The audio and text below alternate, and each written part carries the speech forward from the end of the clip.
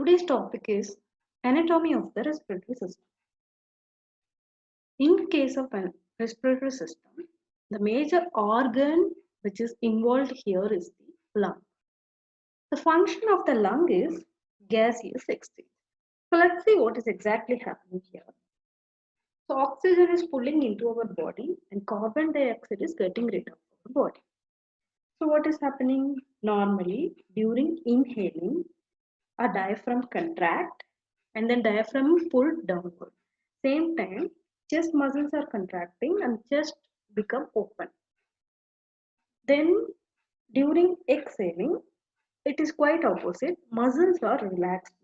This allows a lung to be in their proper position. At the same time, it's going to push out the carbon dioxide. So this is the normal function happening in the respiratory system. Now, let's see what are the different parts are there in the human respiratory system. In case of human respiratory system, we are having different parts such as nose, then throat, we call it as pharynx, then voice box, we call it as larynx, then windpipe, nothing but that is our trachea, then bronchi and lungs. Let's see it in this picture. In this picture, this is nose. The nose going to continue with the nasal cavity. Then it is going to continue with the pharynx. Then it is going to continue with the larynx. Then it is going to continue with the trachea. Then the trachea is divided into right and left main bronchi stem. Then this bronchi stem is entering into right side is entering into right lung and left side is entering into left lung. These are the parts. In this picture, a diaphragm is also visible. Other than diaphragm, aorta, then inferior vena cava, then vertebral column is also visible. Okay, so this is the major parts are situated in the respiratory system. Now let's see how structurally we are dividing the respiratory system. So we're dividing into upper and lower part. That means upper and lower respiratory system are tract. So from nose till pharynx is considered as the upper respiratory tract. Then from larynx till lungs, then the bronchi, all their divisions, everything included, is the lower respiratory tract. So before going to the explanation of each parts and each tracts, we just have to know what is pseudostratified ciliated columnar epithelium. This is nothing but this is the type of epithelium which is surrounding the respiratory mucosa. Okay, and if you see this epithelium, it is also going to have the goblet cell. So that cell will be secreting the mucus, and the cilia, which is situated here, will be helping the mucus to entrap all the foreign body or any microorganism or bacteria who comes in contact with that particular area will be entrapping and sending it out or sending it to the esophagus. Okay, so what are the structures are going to have this type of epithelium means nose, sinuses, pharynx, larynx, and trachea. Okay, so this is the picture. Okay, so this is the picture of the this one pseudo stratified ciliated epithelium. So this one, if you see this pink one, right, from here to here, these all are the cells, that pseudo-stratified cells. If you see one cell, I will explain. So if you see one cell, it is going to consist of a nucleus. Above to the nucleus, there is a cilia. Okay. So what is happening in between and all, there is a goblet cell. This goblet cell going to produce the mucus. So with this help of cilia, and then mucus, whatever the foreign bodies comes in contact, that will entrap it and it will send away. Okay. Next, let's see the details of each tract now. Upper respiratory tract is consist of the nose. So I guess everybody knows what is nose, right? So basically, if you see the nose, the structure is made up of two things external. Okay, one will be bone, another one will be cartilage. Please touch your nose and see you can able to move some part. Easily it is flexible, right? So that part is made up of cartilage. where another part is fixed, that is made up of bone. So see this picture, the blue color. Can you able to see the blue color? So that part you can easily bend it or move it. Okay, so that is made up of cartilage. Just above to that is made up of bone. So this is fixed one. This bone is nothing but our nasal bone. This is our cartilage, septal cartilage. This is externally. Okay. So if you see nose internally, it is going to have a opening. So that we call it as nostrils. So again, one more name is there for opening of the external nose is called as external nares or choanae. And if you see inner aspect of this nose, that nasal cavity ending, there is a opening called as internal nares. So that part is going to open into the pharynx. Let's see the side view of the nose now.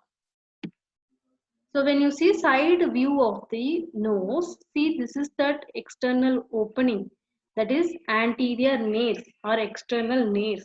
See this is the nasal cavity.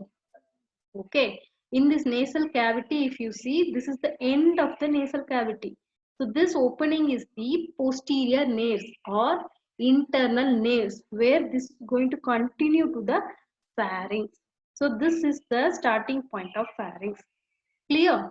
So this pharynx, which is contact with the nasal cavity, this part we call it as nasopharynx. Just hold it here. Okay, we'll continue the nasopharynx in another slide. Now we'll go back to the nasal cavity and the nose itself. So all these are whatever I explained, I have written it here. Okay, so same only written here also. Now let's see little more detail about the nasal cavity. So see the picture, this yellow one, this portion. From here to here, only till here is the nasal cavity. So what is happening nasal cavity? In this nasal cavity, if you see internally, those areas are covered with the mucous membrane. So they are going to have a cilia. So what is happening if any foreign material or body or bacteria or microorganism is entering, this cilia, that is our hair which is situated in the nose, will send it away. Okay. If it is not sending it away, it will be sending into pharynx by ciliary action. Then it will be swallowed to the stomach where the gastric juice will be secreted that will destroy any microorganism. Okay, so these actions are happening in the nasal cavity. Next. Okay, so we all have to understand one more thing is there is a I was telling you about cavity, nasal cavity. So you have to understand what is the meaning of cavity. Cavity means a space. So this nasal cavity is the space, just an opening area. Okay. So in this particular nasal cavity, we can also able to see four more openings, like four more cavity will be present. That is nothing but sinuses. Let's see in another picture what are those sinuses. There are four different sinuses situated in the nasal cavity. Those are frontal sinuses. See here in the purple color it is mentioned. Then in the blue color it is mentioned on either side, that is ethmoid sinuses. Then in the orange color it is represent sphenoidal sinuses. Then in the pink color it is represent maxillary sinuses. These all are air sinuses. So what is happening here if you see exactly, the air is filled in the spaces. Okay, so we call them as the paranasal air sinuses. Exactly the function of this sinuses are they are going to circulate the little bit of inspired air. So when this circulation is happening, the air which is inspired, right, they're going to get little bit warm and moist. Okay, so this one is important function. Another function of this paranasal air sinuses are it looks like a echo chamber. Okay, so because of these reasons, it will amplify the sound of our voice. So that is the reason if you hold your nose and talk, see, I will talk now. Hello, hello. Can you hear that voice? It is so different, right? So that is because of the sinuses which is situated in the nasal cavity. As well as if we have any cold, okay, mucuses will be clogged. So that time also our sounds are different because the sinuses are always going to be empty space, sorry, air filled space. So now in case of cold, what will happen? The mucus is, there are chances mucus will go and settled there. So that will give different voices. Okay. So these all are the different functions of paranasal air sinuses. Okay. So we have completed the details of nose and nasal cavities. After nasal cavity, that means posterior nares. So that is going to continue with the pharynx. So pharynx, okay, if you see the pharynx, yeah, you take this picture. So here, if you see from this point, this blue color till this green color, this entire thing we call it as pharynx. So basically, pharynx is a funnel-shaped tube. So total centimeter, if you take, it is going to be about 13 centimeter. So I already told you they are going to start from the posterior nares, otherwise we can say it is internal nares. And where it is going to end? So they are going to end at the level of cricoid cartilage. That means this picture, if you see the end of the pharynx is going to continue with the larynx. So larynx starting is the cricoid cartilage.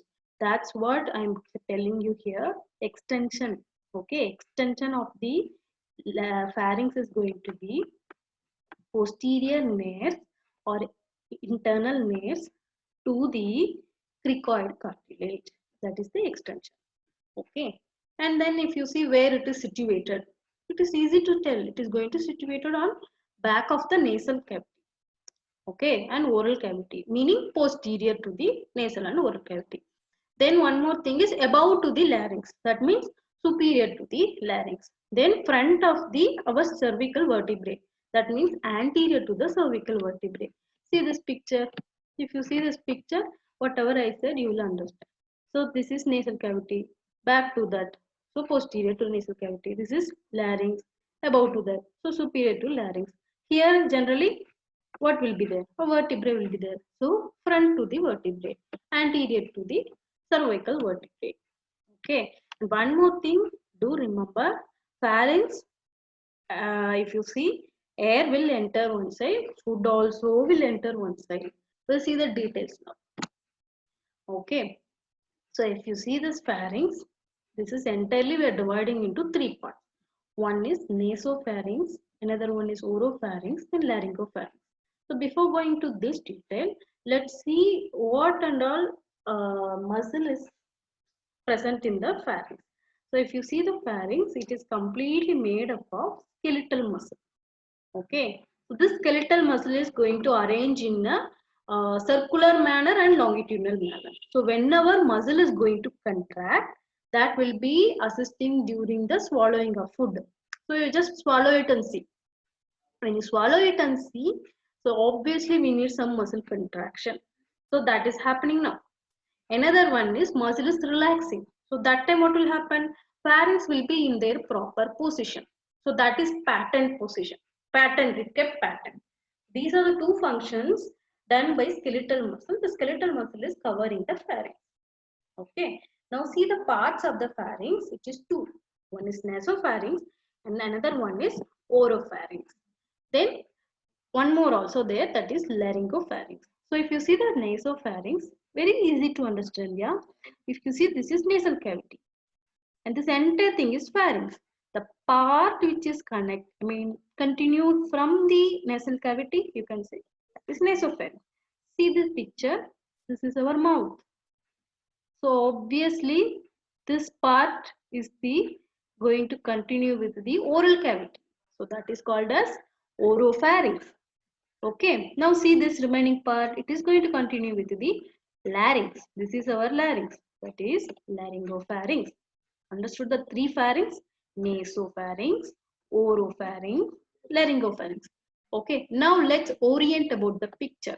Now you know this is the oral cavity. This small portion is the oral cavity.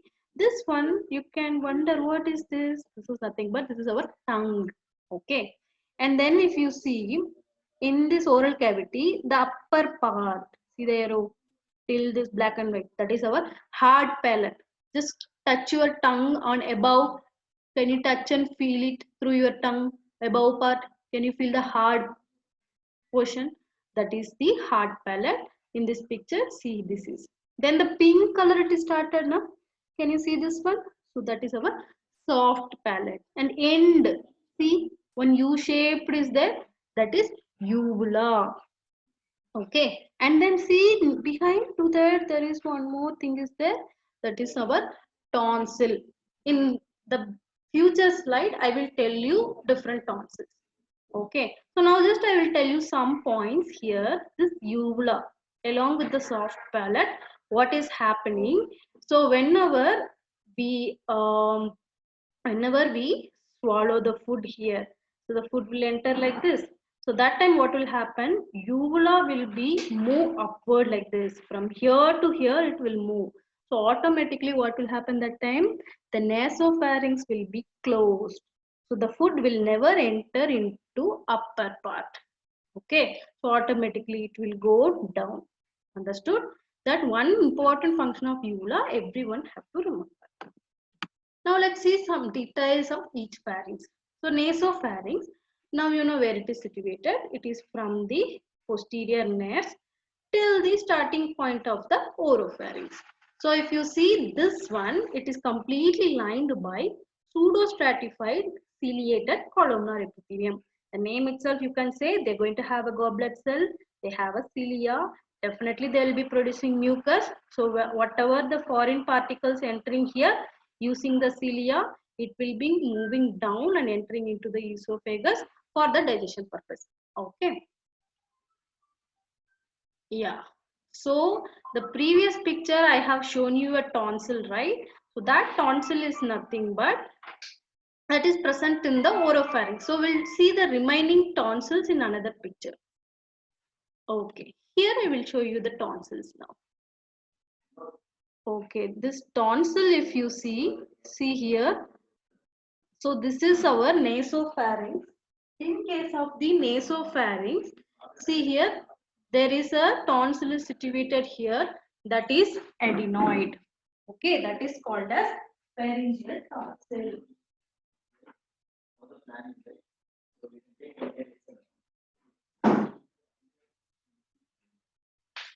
Okay, this is called as the pharyngeal tonsil, which is situated in the nasopharynx.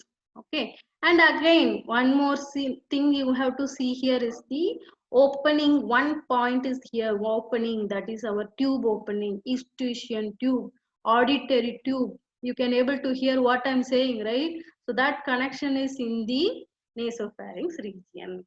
Okay, so remember all these points regarding nasopharynx. Now let's see what else the tonsils are situated.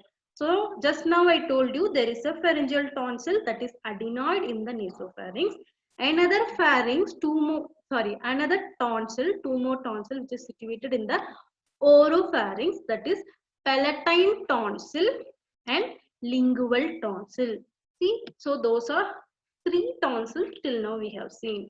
One is the adenoid, that is pharyngeal tonsil, then palatine tonsil, then lingual tonsil. These are the tonsil which is situated in the entire pharynx. Okay, now let's see about oropharynx.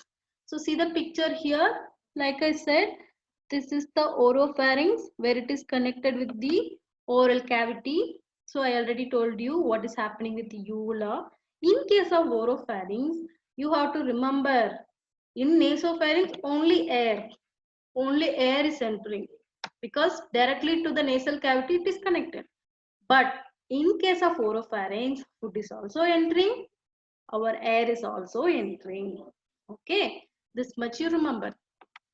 Then now this part is containing, like this only oropharynx I'm talking, it is covered by epithelium called as non-keratinized stratified squamous epithelium. Okay, so the same picture. Then last pharynx, that is our laryngopharynx. So you see these pictures now. Now, okay, if you see this picture, it is maximized picture of laryngopharynx. This part, this part, see the arrow mark where I'm showing? This part where the arrow mark I'm showing, see here, that is our laryngopharynx. This one above is the oropharynx. See, what is this? In that oropharynx, one tonsil is situated down. That is our tonsil, lingual tonsil. Lingual representing tongue. This part is tongue. This part is our oropharynx. So this is lingual tonsil.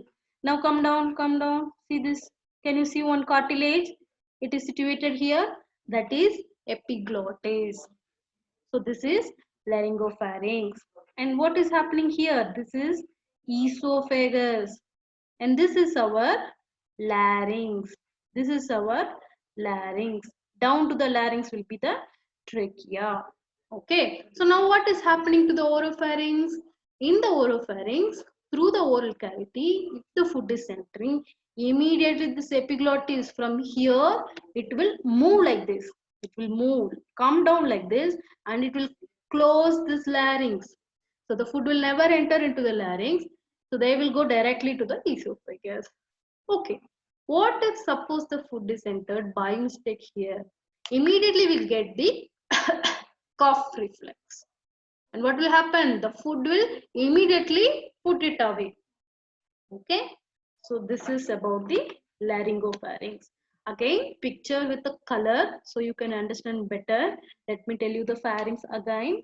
So this from here, internal nares, till here will be the pharynx. So pharynx is divided into three parts. Nasopharynx, where it is connected to the nasal cavity. Oropharynx, where it is connected to oral cavity. Then laryngopharynx, where it is connected to larynx. Laryngopharynx is otherwise we can call it as hypopharynx. Okay, understood? Here what all the important features we have seen? Something called as uvula. See, this is our soft palate. In the soft palate, there is one structure, hanging structure here, that is uvula. So whenever the food come inside, this uvula will go and close the nasopharynx. So it will not enter into nasopharynx. That one point. Second one, this is the epiglottis. In the larynx, there is a epiglottis. It is one of the cartilage, elastic cartilage. This will, what will happen? Whenever the food comes, this will go and close the larynx. So the food will never enter into the larynx and trachea, so and so. It will directly enter into the esophagus. Okay, clear this much? Next. So we have completed entire upper respiratory tract. Now let's see lower respiratory tract.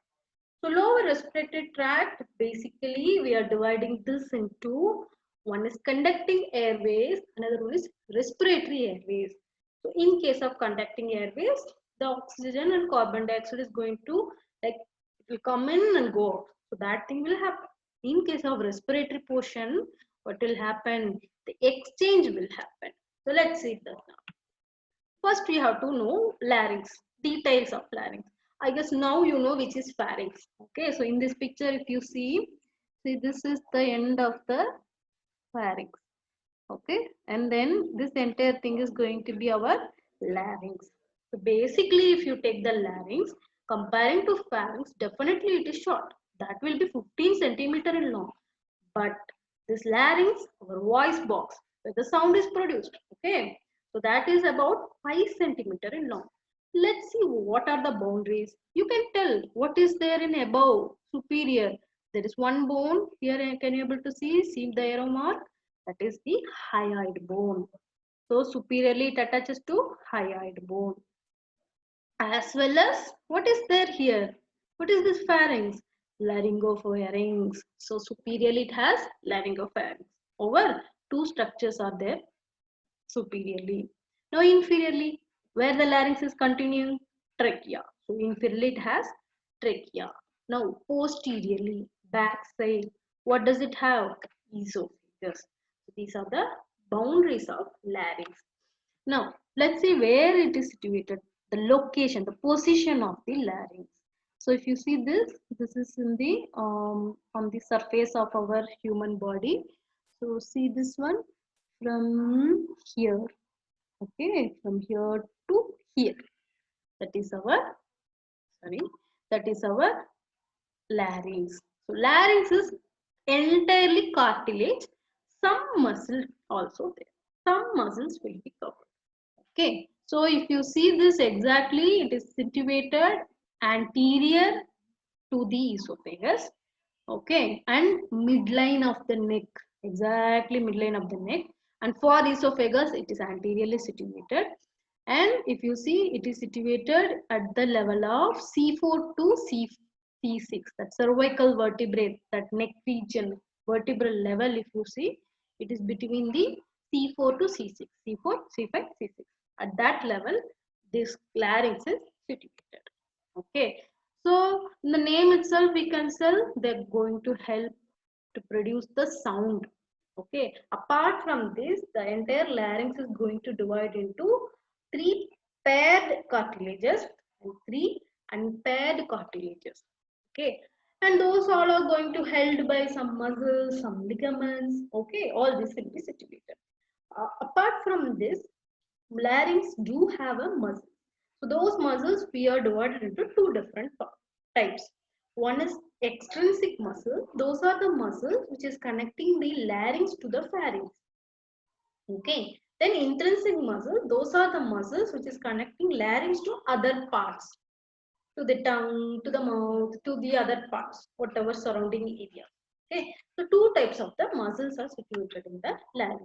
Now let's see what are the different cartilages. So that means different parts of the larynx are there. This is the different parts of the larynx. So this is the C-ring shape of the cartilage will be present. So like I said, there are three paired and three unpaired. So basically 9 cartilages will be there. Three paired cartilages are arytenoid, cuneiform and carniculate. So in the picture, the first picture is anterior view of the larynx. Second picture is posterior view of the larynx.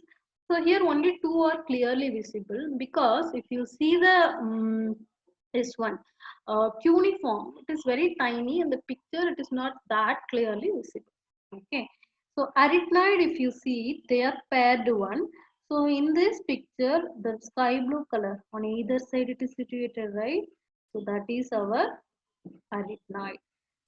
The next one is corniculate cartilages. Just above to the arytenoid, there is a corniculate cartilages. Can you see the purple one? So these all are paired. Unpaired is, if you see, main one is the thyroid cartilage. So that will be situated on both the side. I mean anterior and posterior side. See the brown color here. Can you able to see from this side to this side? So that is our thyroid cartilage. And then yellowish color, can you see anteriorly like this and posteriorly like this?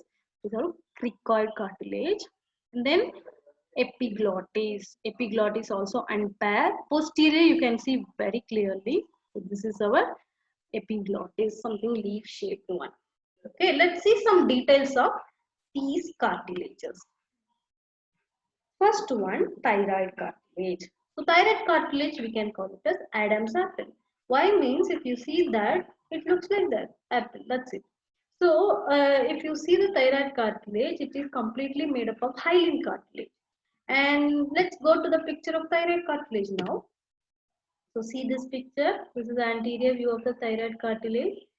And here, this is a posterior view of the thyroid cartilage. And this is the hyoid bone. And this is posterior view of epiglottis. This is anterior view of epiglottis. Okay. So if you see this hyoid bone and then thyroid cartilage is connected by some ligament called as thyrohyoid membrane. Okay, thyrohyoid membrane. And anteriorly, if you see the below to the thyroid cartilage, there is a gland situated, that is our thyroid gland. Okay, posteriorly also situated, and posteriorly four more small gland is situated, that is parathyroid gland. Okay, in future classes we'll see the detail of these glands.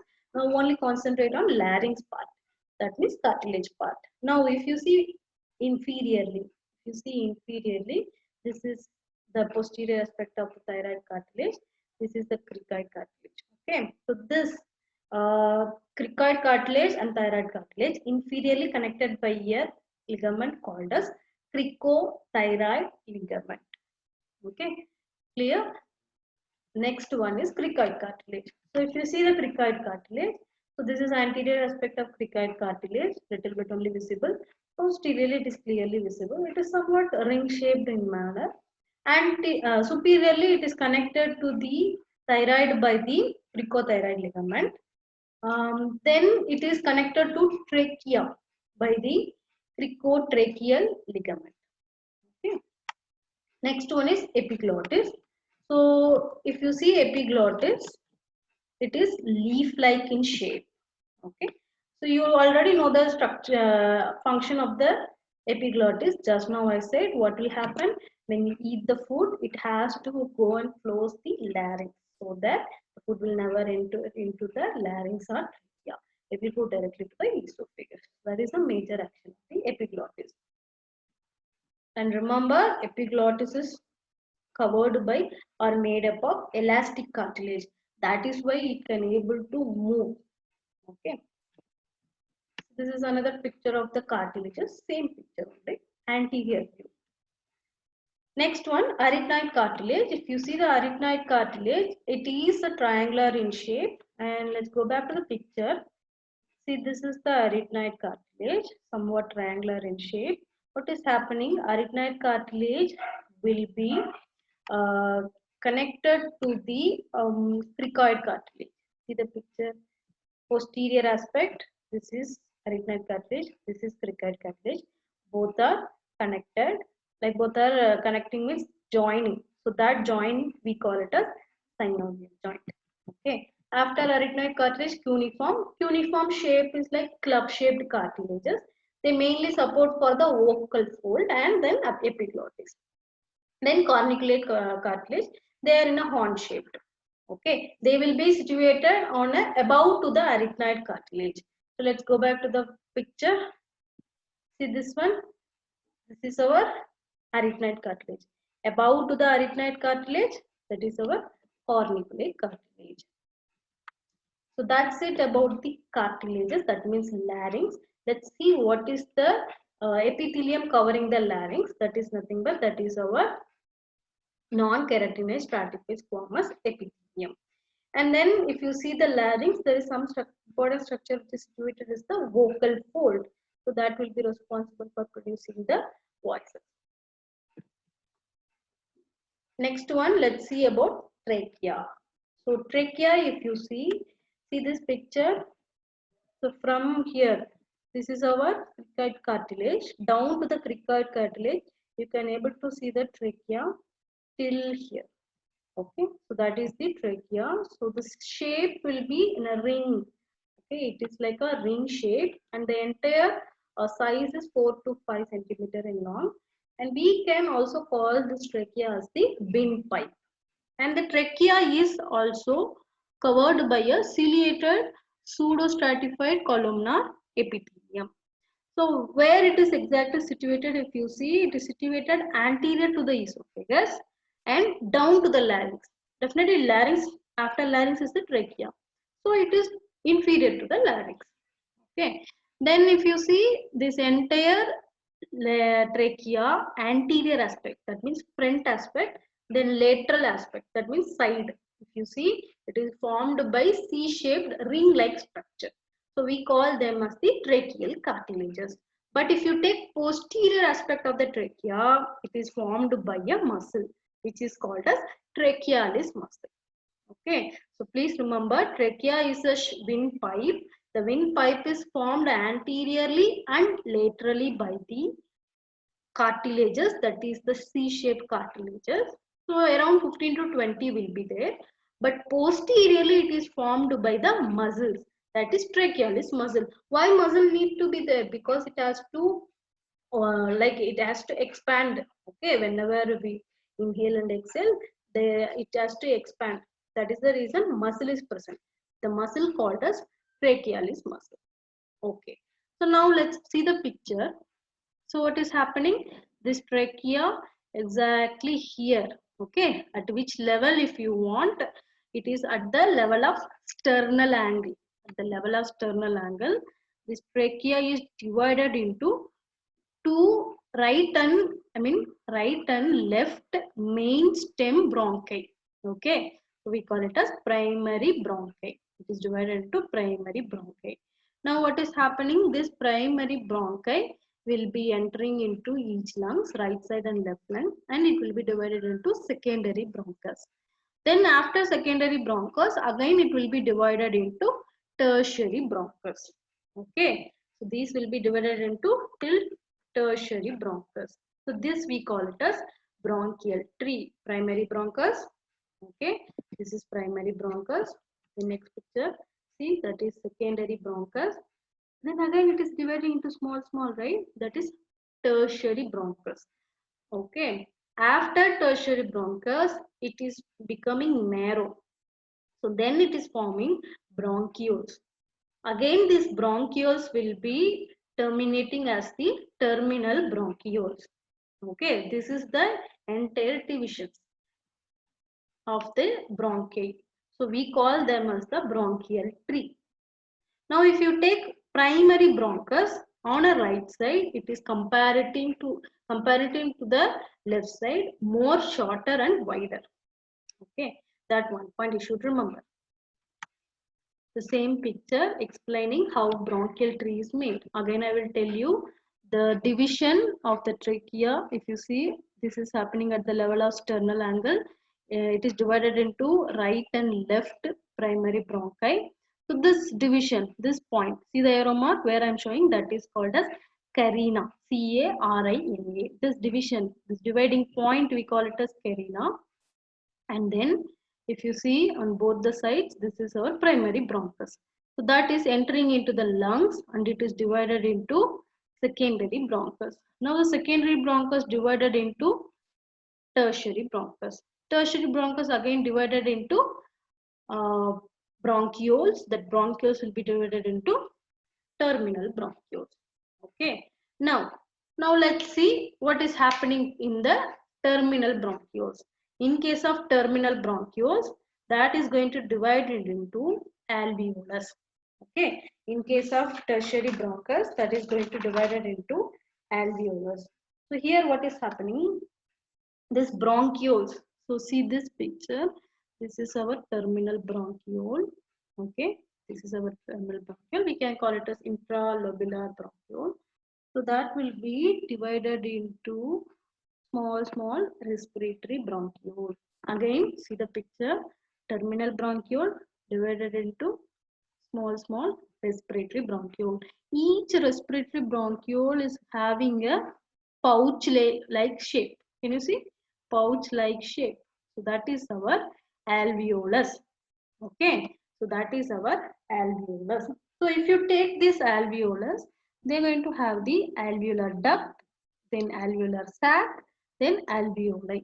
When you cut open this alveolus, so one pouch if I am cutting and opening, these are the three structure you can able to see. Alveolar duct, alveolar sac, then alveoli. Okay. So now let's see what is exactly happening in alveoli. Okay. So if you see alveoli, this is the section of the alveoli. So see this is one alveolus. So this is the alveolus.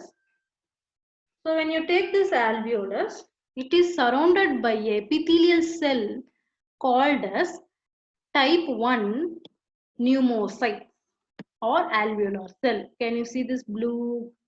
Can you see this blue and pink color?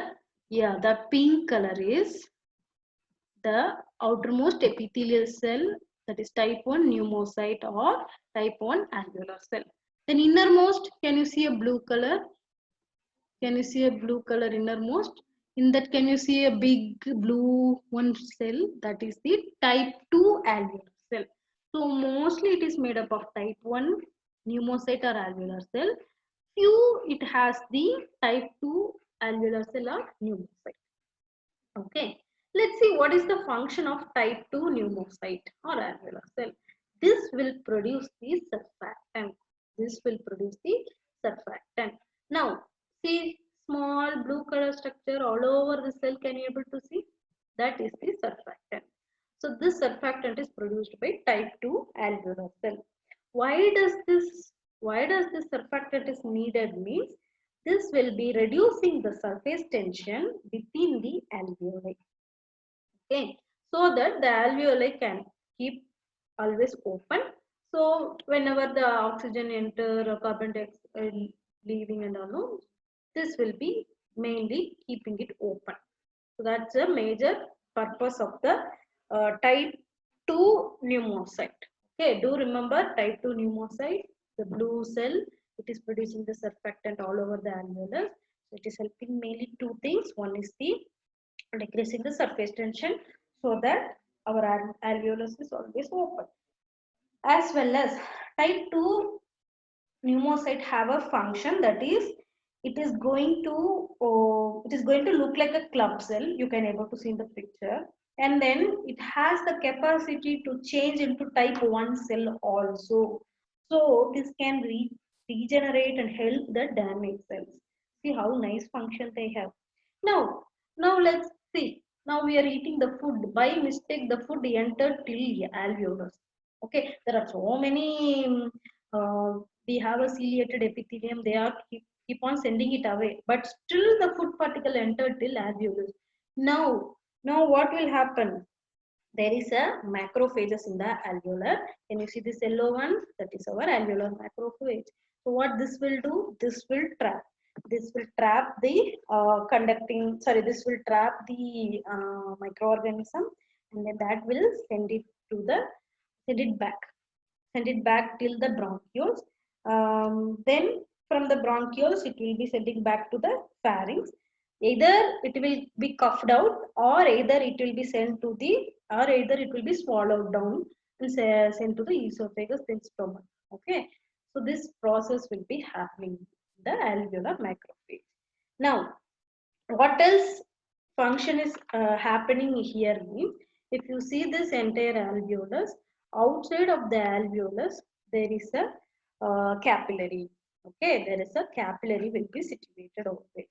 So if you see between capillary and this type 1 pneumocyte which is covering the alveolus, there is always basement membrane will be a protein membrane which is situated, that is our basement membrane. Okay, so now there is this artery called as pulmonary artery. What will what generally it does? The pulmonary artery will be carrying deoxygenated blood. That blood will be entering into pulmonary capillary. So now what is there in between alveolus and capillary? There are some barriers, that is called as blood gas barrier. What are those? Three things. One is this capillary wall. Okay. Second one is basement membrane. Third one is our type 1 pneumocyte. So this is called a blood gas barrier. So once the deoxygenated blood enter into capillary, there is a diffusion happening. Because of the diffusion, carbon dioxide will be entering into alveolus. Then from alveolus, it will be entering into bronchioles. Then bronchioles to the trachea to the pharynx, then to the nose. So this is the exhaling.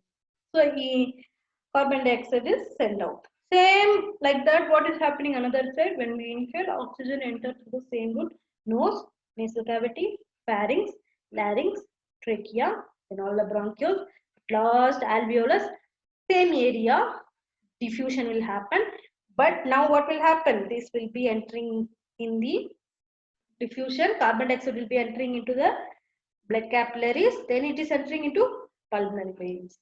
So from the veins, it is entering into heart. At last, it will be entering into all over the body tissues. This is the exact gaseous exchange happening in the alveolar region. Okay, so that's it about the entire parts of the respiratory system. Okay, so let me just shortly conclude the topic.